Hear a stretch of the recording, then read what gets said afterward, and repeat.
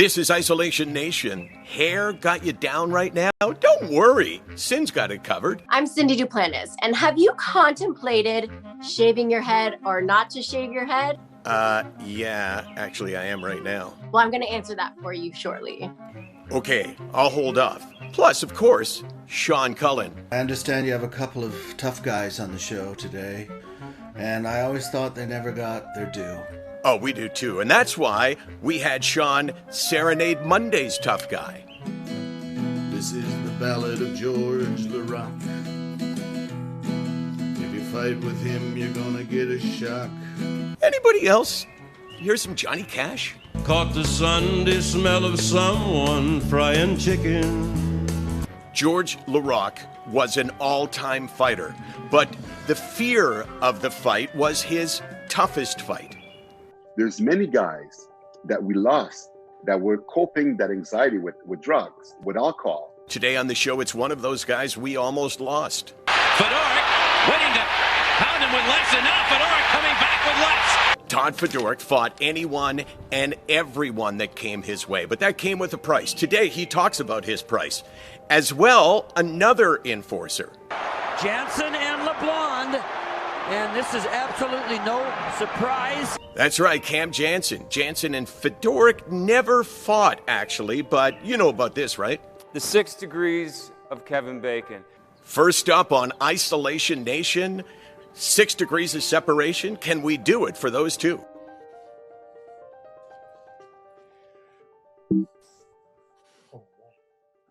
Oh, we can do it. Oh, yeah. We can do it for sure. At least I can do it. Well, let's say hi to these guys. I think I heard you, Cam, on that when you saw Todd throwing those punches. You went, wow. It's like, is it shocking to you and Todd that when you watch a fight now, you go, wow, I actually really did that? Well, no, because the fights aren't really that hardcore. If you saw how hard Todd was punching with that left bomb, that's not happening anymore. So we don't really, yes, when the initial square off happens, but it's definitely different now. And we all know that. We accept it, and that's fine. But gosh, watching him being 6'2", and Todd could skate too. So the scariest thing with him is he'll beat you up, but he's going to catch you with your head down too, and probably set you back even more than beating you up as well. Hey, good way to start. I think he's setting you up, Todd. I don't know. Like, I think he's got some kind of master plan. He is. How you doing, Todd? I'm good. Dealing with COVID. We're in the midst of it here in South Jersey. So we had quite big numbers here. But yeah, it's lockdown. You go out with the face mask on. It's kind of the new norm right now. Right. And Cam, you are in St. Louis, of course. Yep. And, he's in Jersey where you played. How close are you, Todd, to where, we call it the house that Cam built? Oh, well, I'm about an hour from where he used to drop rocks and up there in Jersey. He was literally an hour away. Yeah. So it's close. So I said to you guys, 6 degrees of separation, 6 degrees of Kevin Bacon, Todd Fedoruk, Cam Janssen. You guys never fought. You guys had never met each other until about 10 minutes ago. So I figured it out. Here it is. Fedoruk fought Matt Johnson. Matt Johnson fought Gino Ojic. Ojic fought Ty Domi. Ty fought Donald Brashear. Brashear fought Wade Belak, and Wade Belak fought Cam Janssen. 6 degrees of Kevin Bacon right there. You guys are like buddies and brothers. Well, I think that they had like 5 other guys on Philly. So I think I fought Cote at the time, maybe Jim Vandermeer. They had so many tough guys. I do remember one time, it's weird.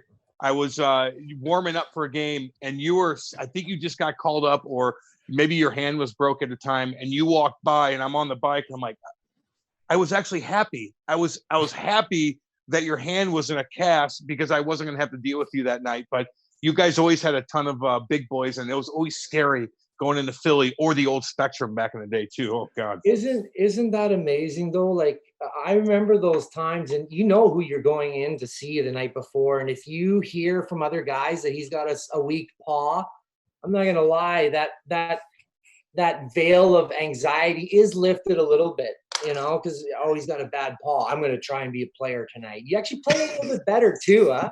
Like getting ready for a hockey game. Getting ready for a hockey game is not that hard. But getting ready for a fight in a hockey game is a little different story. And that doesn't make us any different, any better. Just makes us unique, like a goaltender, I guess. Right. Absolutely. Right. Just same as a goaltender, just less, I was going to say crazy, but that word's frowned upon in the mental health community. But yes, less important. Although one of the things that we hear all the time is those guys did an important job. So let's talk about the toll that the job takes on you. George LARAQUE, as I told you on Monday, said for 2 days before I knew I was going to have to fight, I felt huge anxiety. Todd, you had problems with addiction and mental health. You and I had a really good, candid, open conversation before. How much related to how you had chosen to make your living, which was as an enforcer principally? Well, you try to look back through your life and try and find what's the act, what's the moment that things went sideways for me. And you know what, I try not to really dwell on that. I dwell on what I do today. And obviously your history, you can't shut the door on it. It's part of who you are. But it's something that, like, I wasn't a guy that really had lost a lot of sleep over, and I'm not saying that because I was fearless, right?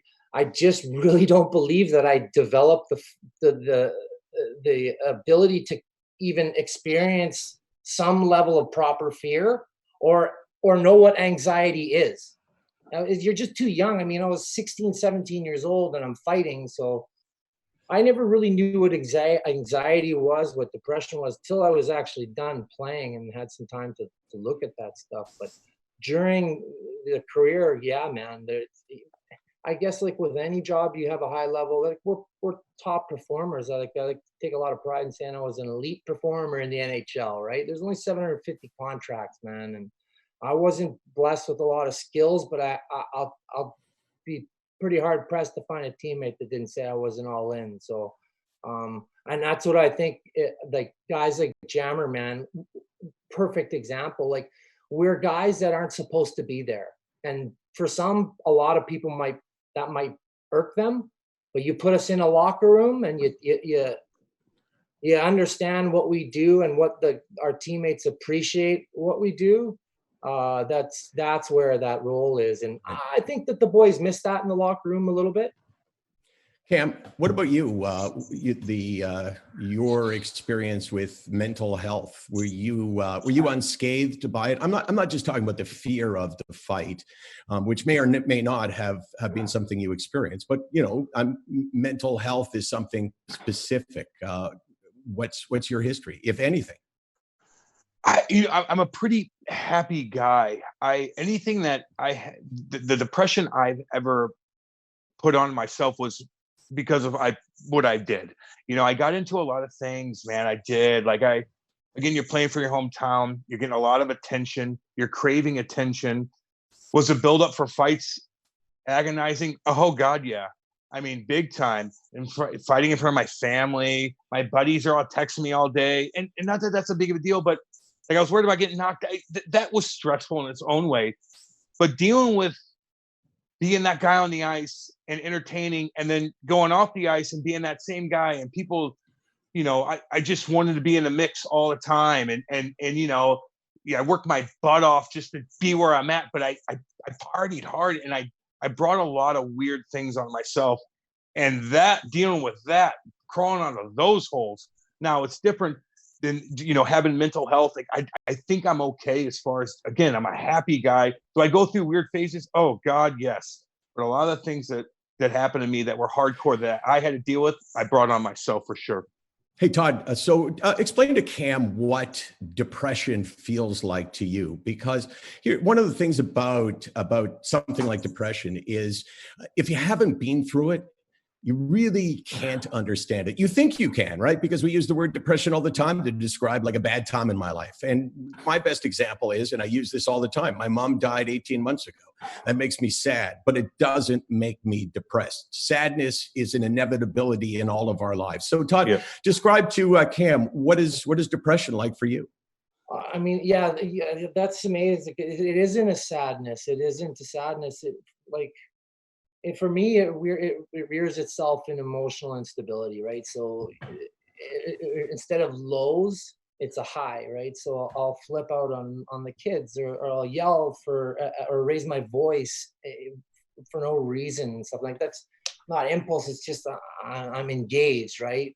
That's one way. So emotionally you're unstable, but I mean, there's a couple of times when you just don't want to be productive and you fight everything to do what you're supposed to do, and you get caught in you just get caught in it, and it's hard because your family watches you, and like my wife, God bless her, she's been around me long enough, to understand when I'm going into these and when I'll be coming out, and it happens in cycles. So like cycles or waves, I don't know, but I'm really in tune to it now because I'm isolated, so I'm in tune to all the tools that I need to utilize, the communication that I need to do with people outside. And yeah, that's depression, man. It's different for other people, right? Like that struggle, that fight. Yeah, dude, some of it is identical for all of us.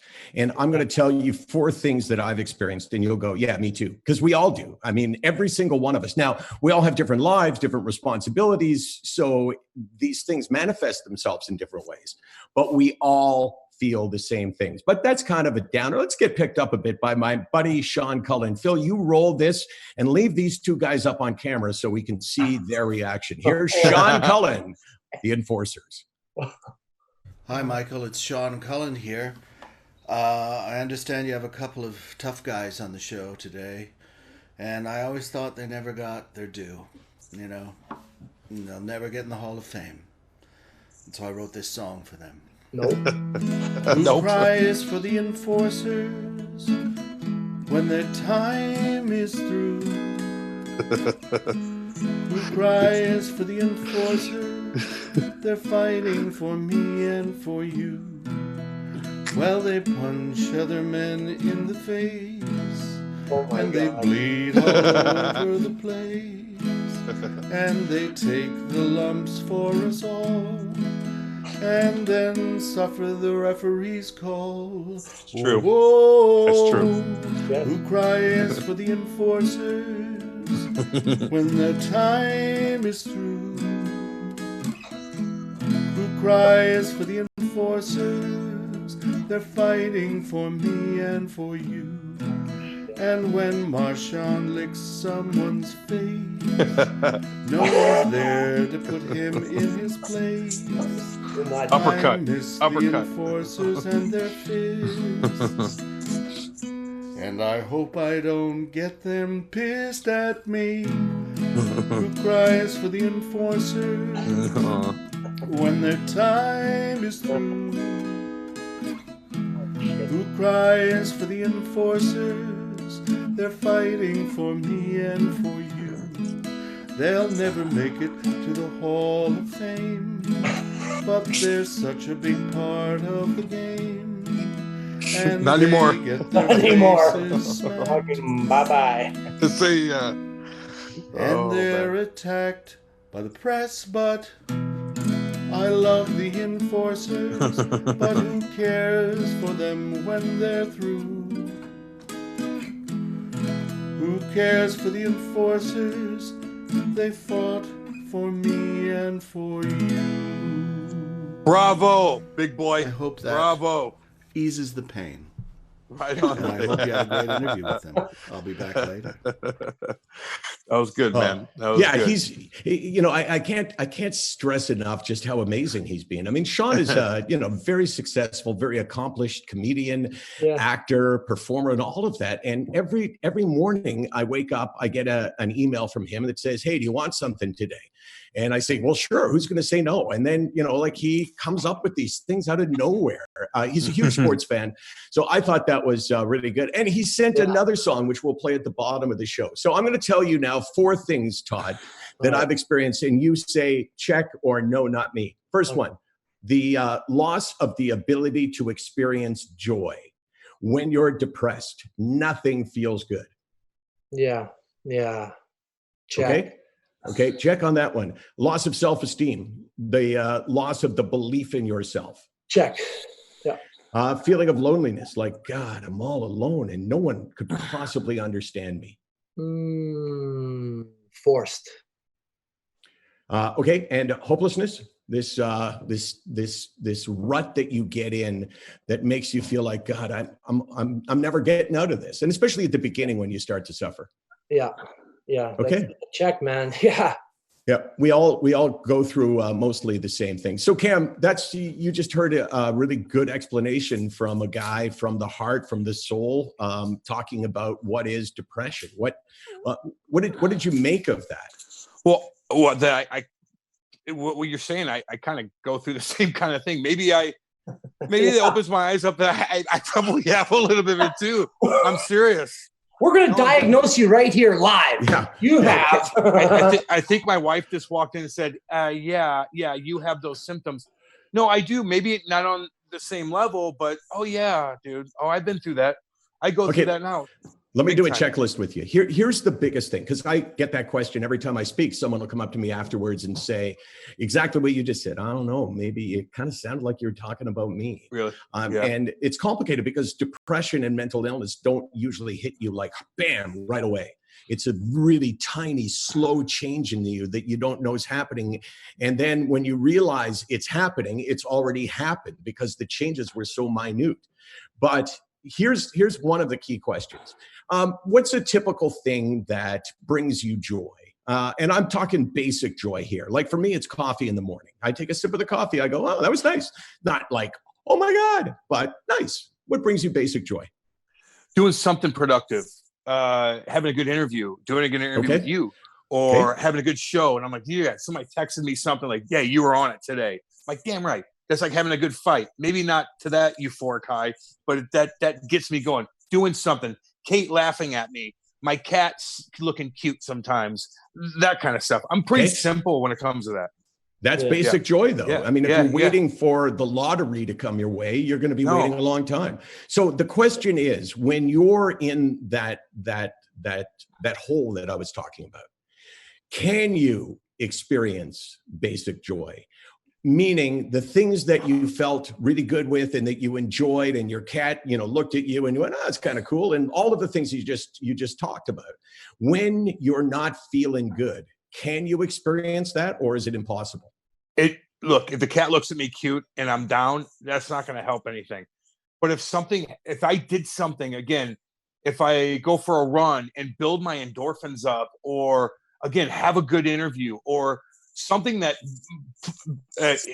pushes what I'm trying to build up in the right direction, that's going to organically do something happening good to my parents next door, but it needs to be something big. But no, I get down, man. I don't want everybody to think I'm happy, like, oh, raindrops and gum. No. I get down big time, and I'm hard on myself. So when I'm down, the cat's not going to do it. It's something I need to do something to build something up to get me back to normal again. Does that make sense? You need to find a win. Right. You need to find a little win. Yeah, there it is. If it's like, I didn't spill the coffee, I win, bing, bang, boom. Sometimes like that, and that hunt is what you look for when you're in it. Like, and I can't find it, and I don't like that. I have certain things in the morning that I look for to do. And when I'm in it, I'll do those things by design, but not get the joy out of it, and just trudge through them till you come out. And that's the message I've learned. The tools that I've learned is that it will come. You just got to get through this now, because it's a wave. It's waves. It's just the way it hits. It comes, and it comes in a cycle. And when you do come out of it, it's not something like, oh, it's great. Yeah. Just you're back to normal. So that coffee and that feeling when you wake up in the morning of the sun coming in, you get a sensation of like, this is nice. Depression doesn't allow you to have that or focus on that to enjoy it, for me. And that's what sucks about it. But like learning about it is everything. It's the biggest tool. The knowledge of how it affects me and when it shows its head and who's going to be affected by it as well is also something that really helps me manage or I don't even know if it's management, but just to go forward with it. So, and there's a lot of other things that are that people are going through too. So I found that if you reach out and try to help somebody else, it really gets you out of your own head. Even if it's a little body, like I've connected with guys in this time, like I know guys that are playing, that aren't playing. They all feel like limbo. And Jammer, you know what limbo's like. It's like getting sent down and getting picked up by another team and never knowing where you're going to be. And if when you're operating at that high intensity and it just stops, I don't care what you do, and that's going to have a ripple effect in everybody. So, and that's what you do. You reach out to guys and look out to talk to them. And I remember telling this Fridge. I'm gonna call you Fridge, by the way, because that's how I know you by. I'm gonna call you Fridge. That's what you get. But Michael, I think I said this on the show too. I remember my last year. Okay, I had a good year, and then my last year, I get sent down. I hurt my shoulder. I get run from behind. I'm out. I dealt with painkillers. I'm not taking any painkillers. I'm on Suboxone, which was like an anti. It blocks your endorphins to get high, so you don't crave booze, you don't crave that euphoric high you get with pills and all that stuff that has in it. So I'm already kind of down. I'm injured. I've wasted through some money. I'm sitting in a hotel in the middle of an Albany with 6 feet of snow. I'm looking at myself in the mirror. My hair's falling out. I didn't know what the hell I was going to do afterwards. I have a 9th grade education. I got this. I was getting drug tested 3 times a week. Where I had to get up at 5 o'clock in the morning and drink a gallon of water. And it was the most, I honestly was watching the hair come out of my head. So if that's what depression is, yeah, I built it on myself, but I dug myself out of that. And I always knew, because I have a great wife too, by the way, that there was something was going to happen, and it worked out. But damn, dude, I was low, and I've been low before, and I found a way to crawl out of it, man. But it was hardcore. Wow. Let's give you an example. I just want to give you an example that's I mean, this is great. You see, we created the show so people would go, wow, maybe for a half hour a day, I feel less alone, less isolated, because I'm listening to people who are talking to me. They're talking about me, even though they're talking about themselves. By the way, I just thought before we wrap this up, we got more to do. I thought, let's do a quick quiz on the other guy. Cam. How many goals do you think Todd scored? He played 545. I know. All right. I say he scored 26 goals. Holy shit. Oh, damn it. You fucking looked at the fucking hockey database, guaranteed. Why would I? No. I'm looking at your goals anyway. 26 goals, 42 assists, 1,100 PIMs. No, okay, you're close. 32 goals, 65 assists, 1,050 PIMs, penalties in minutes. Okay, Todd, how about Cam? 336. Why do we play this game? 336. I know he probably 336. It's not good. Just so you know, it's not good. It's not good. I know he had one. I know he had one for sure. How do you know that? You asshole. I've seen it. I watch his highlights. I look at if the tough guy can score, they're a little tougher in my book. If they can put it in the back of the net like Jammer, they're a little tougher. I don't even want to guess. Let's say 336 games, and let's say 15 goals. God damn it! 20, 37. Jesus. You did this on purpose, Michael. You did it on purpose. I know your game by now. You did it on purpose, and that's a wily veteran move on your part. What was it? It was 52 goals and 85 assists. I scored a lot of goals. No, you know what? We'll just leave it at this. Double digits are not all they're cracked up to be. Okay, speaking of your hair, you talked about that. That was really funny. How you doing?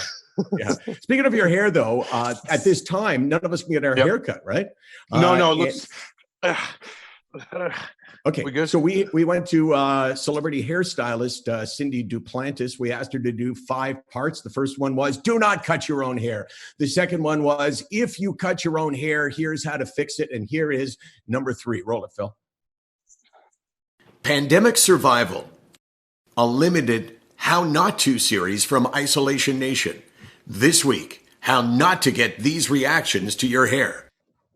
All the folks between us, this is terrible. This is one of the worst catastrophes in the world. All the humanity.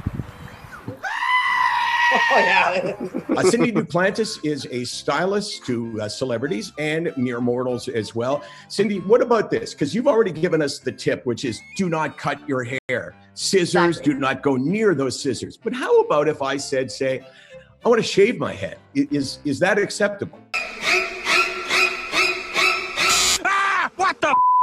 Okay, so that's completely doable. You can definitely shave your head if you really needed to, because shaving your head is a lot easier with the proper, tools than just trying to cut your hair with those scary garden scissors that you showed me earlier. How about shaving your head and leaving a little bit so you're not completely bald, so your head is not shining? Homer, did you polish your head in a shino bolo? No. But, would you call it a buzz cut? Like I said, as long as you have the proper clippers to be able to shave it, it's almost impossible to do it with your scissors, especially on yourself. So it's all about having the proper clippers and just the attachments that can go with them, because that will help you out. Why did you say clippers? I'm interested, because you're talking about a razor, right? Well, this technically, in my line of work, we call these clippers. And Really? if you're going into a razor, yeah, you're looking at like an actual straight blade. Okay. So this would be clippers. How about if I wanted to go, hypothetically, mohawk? Is that something I could do on my own? I'm not asking whether you suggest at this point in my life I go mohawk, but could I do that? Would you sign off on that if I said I'm going to try it? Well, no, I wouldn't sign off on that. But what's really important about cutting your hair, if you're shaving your head, is keeping your lines clean. So just like you mentioned about going up and keeping these one length and this a different, you want to make sure to section it out. Same goes for the mohawk. I pity the fool that don't be careful with it. You would just section out this top of your head and then shave the sides. Would I suggest you to do it? No. Nah. Oh, the humanity. Dude, that was a Hindenburg you're showing there, dude. Yeah, I know. What? Yeah, that's Jersey style, South Jersey style right there, right? Yeah, it was the commentary that hooked us. Oh my God, this is the worst thing I've ever seen. Oh, the humanity. The passage of time actually gives you freedom, right? It would be incredibly insensitive. Although the swastika on the back of the Hindenburg did sort of leave the room up for some humor. So we started this show. We started this show with playing Kevin Bacon's 6 Degrees. So Casey and I decided that we would try to see if I could play 6 Degrees of Separation with Kevin Bacon. And I have done it. So here goes. Kevin Bacon worked with Ryan Reynolds. Ryan Reynolds has worked with Emma Stone. Emma Stone has worked with Ryan Gosling. Ryan Gosling worked with Sandra Bullock. Sandra Bullock worked with Wesley Snipes, and Wesley Snipes was a guest on Off the Record. Me and Kevin Bacon separated by 6 degrees. Who's Karen Bacon? Oh, you know what? I make one slip through the whole show, Mr. Hey, by the way, final statistics on your career: 6 goals. I got it. 6 goals and 8 assists. How did you only get 8 assists in 336 Because I suck. Because I suck. That's why. Okay. Do I need? Is there any more? Like, what do you want me to do? Gee, I'm from Eureka, Missouri. Does that count for anything? Nothing. Okay. I don't know. I could have had. How did I only get 6 goals? I was still out there a lot, and pucks could have gone off me. Dude, you played in the NHL. As Todd said, 750 people at a time get to play in the NHL, and you were one of them. Todd, what'd you have in juniors? You did pretty well in juniors, eh? Goals? And killing guys? Fights or both, everything. How you put the package together in juniors? I don't know, man. I don't know. I was in juniors, man. I should have never made it to the NHL. If you really want to get into my junior, I got kicked out of Kelowna for drinking. I got sent home on a bus in Kelowna. Really? Kelowna, yeah, that's where we had our Memorial Cup. Huh? Yeah, we had our Memorial Cup there with Guelph in Kelowna, which is like, how can you not go out every single night in that town? Got the lake there. It's like always like 60 degrees, right? Like it was like cold. It should have been cold. It wasn't. I know it gets colder than that, but what an awesome town to play. But I get that, man. Ooh. We had a small rink too. Like the corners were even smaller because they just built the new rink. I don't know, maybe 20 years ago or whatever. But when we went in there, there was no rink. So the corners are really small. You got to think of that team. It was me, Dale Purington, and Scott Parker were all on the same team at the same time. So like toughness to me was like, who gets to fight tonight? That was from 16 on. And it was a pretty cool time to be involved in hockey because there was still that role, but juniors was a blur, man. Like, yeah, we got to continue this.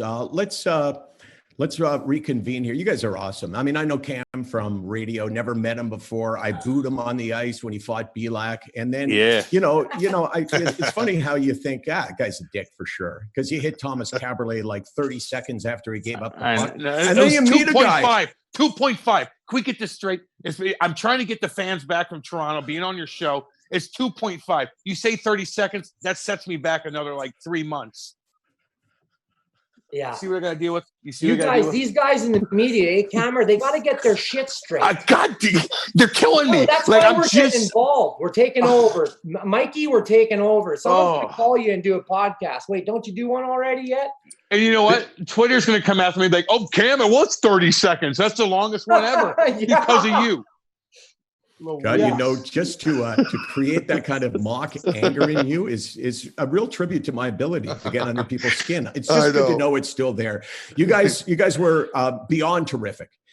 Seriously, the candor that I heard there was amazing. And I just wish we could find a way for more people to watch this show, because guests like the two of you are incredible. And I thank you for that. I thank Janssen, company that gave us some money to be able to fund what we're doing here. And it's been like, for me, I shouldn't say this, but Todd asked me when we started, how you doing, man? And I said, I shouldn't say it, but I'm doing really well because I'm engaged in this amazing experience called Isolation Nation. Thanks, guys, and don't go anywhere because we got another song for you. Sean Cullen will tee it up. We'll see you tomorrow in Isolation Nation. And here's Sean Cullen. This is for you, Fedoruk, and you, Janssen. Roll it. Michael, I understand you have Cam Janssen and Todd Fedoruk on the show, so I wrote a little song for them. I doubt they've ever had a song written for them, so it's time. It's true.